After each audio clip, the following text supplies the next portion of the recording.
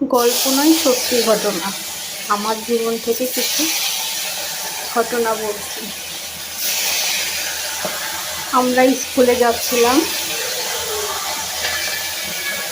আমার বান্ধবী ছিল সাথে। শীতের দিনে খুব কুয়াশা, ভোর 6টার সময় প্রাইভেট।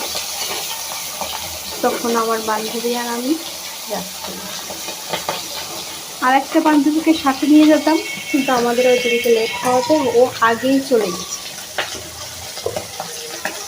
আমরা যাচ্ছিলাম, কুয়াশায় এতটা পরিমাণে খুব ভয় করছিল,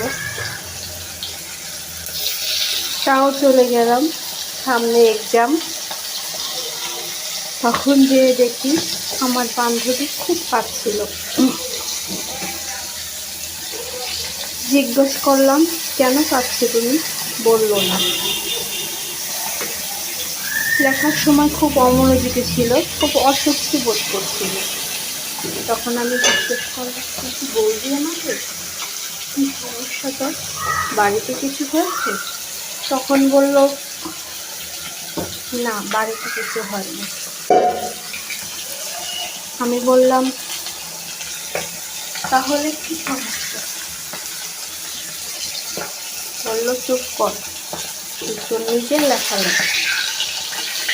তখন আমি চুপ করে গেলাম, বিরক্ত ফিল করলাম। বলতে পারবি না তাহলে কি হবে? তারপর প্রাইভেট শেষে ওর কাছে জিজ্ঞেস করলাম, কি হয়েছে তোর? তখন বলল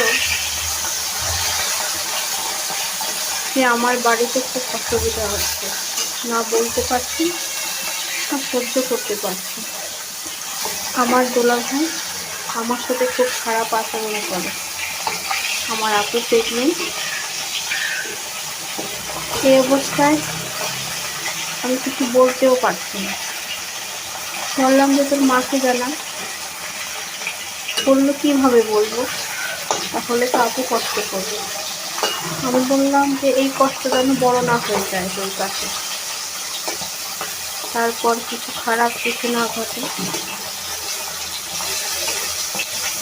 তারপরে আমি প্রাইভেট করে চলে গেলাম। কিছুদিন পরে আমি খেয়াল করলাম ও স্কুলে আসছে না। তার কিছুদিন পর আসতে দেখলাম ও আসছে, কিন্তু সবাই ওকে নিয়ে হাসাহাসি করছে। ওর পেটটা উঁচু লাগছে, সবাই বলছে তোর কি ভুঁড়ি হয়েছে? তখন ওর